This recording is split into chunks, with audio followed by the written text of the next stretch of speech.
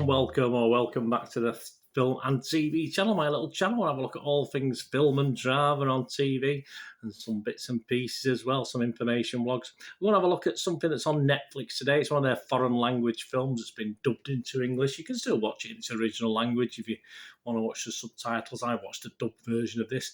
Whether it would have been any different watching in the original, I very much doubt it, but we'll talk about it anyway. This is Les Liaisons Dangereuses, or Dangerous Liaisons. Apologies for my French.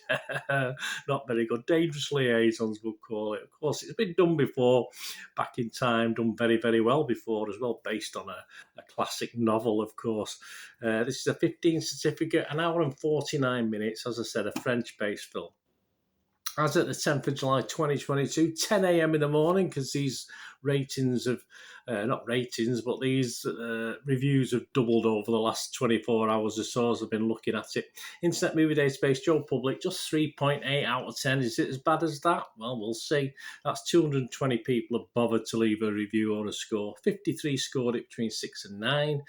Okay, and 113 between 2 and 5. So only a 32% positivity rating, if you like. Look at the pure stats of it all. Ignore the 10 out of 10s or the 1 out of 10s if you watch my stuff. So 3.8 out of 10, 3.32%, yeah, not far out. What's it about? Well, it's about Celine, yes. Very too good to believe this girl, in all fairness. 17, idealistic, yes. She believes in absolute love.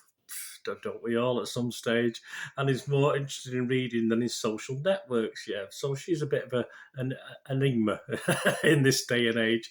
She's getting ready for living apart from her fiancé Pierre, or Peter, for a while, leaving Paris for Biarritz. Very quickly she has to face the evil elite of her new school, yeah. Evil, yeah, okay. Ruled over by the former big screen star and Instagram queen Vanessa, and celebrity surfer Tristan, who's both dangerous and seductive. It could have been a comedy, I suppose. It might have worked better. Celine falls in love with him, yeah, but as long as very naive young girl, as we've sort of get the gist, don't we? But it's a long way from suspecting that she is at the centre of a cruel bet between Tristan and Vanessa. Just how far will they go? Yeah, it is a bet, but it's all half-hearted, I think. I think Tristan is thinking about other things anyway. He's just a typical arrogant lad at that age who thinks he can get everything, I suppose. But hey, there you go.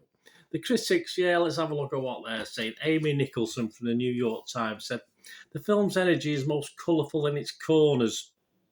You'll know what she says if you watch the film, where minor characters dance in blue mohawks and romp around make-out parties dressed like mermaids and nuns, and that's probably the most interesting thing about the film.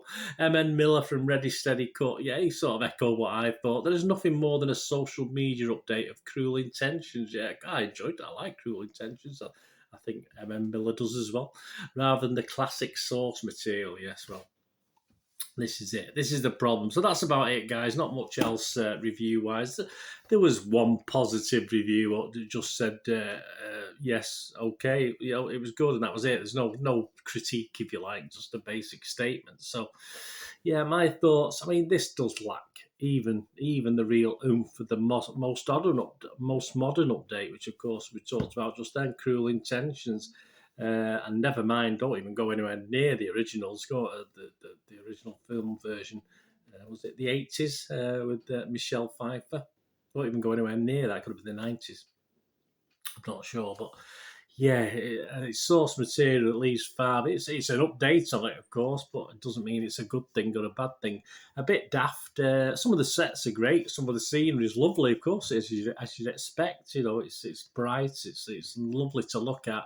But none of the characters in it really, as I say, the dubbed version, they don't offer any real depth, just pale limitations of what's gone before. And I think even if you're allowed for the original French versions, I don't think there's any real depth in this. I may be wrong. It may be better acted, but say the dubbing wasn't that bad. It just the actual style and set and screenplay was just very, very poor, and content of the film. A needless remake, I think, just to sum up. I'm not going to spend long on this one. A needless remake, one of the poorest, and they do put out some rubbish Netflix. There's odd ones I've even ignored in the past, so I didn't ignore this because I thought obviously it looks nice. It has it's nicely presented, and those, believe it or not, those average scores have gone up slightly over the last 24 hours. So I just thought I'd get this out there. A needless remake, one of the poorest Netflix foreign films, and that sort of says a lot, doesn't it? So I'm not going to give this a mark. It's not even worth a 5 out of 10. It's just pretty to look at, but no depth in it at all. Let me know what you think, guys. Anyway, I'm being a bit unfair on it. Let me know what you thought of it all, though. I've watched this. Hopefully, you won't waste your an hour and a half watching it either, or even longer, which it probably was. Thanks for watching. Please, until we meet again, stay safe, everyone. Bye for now.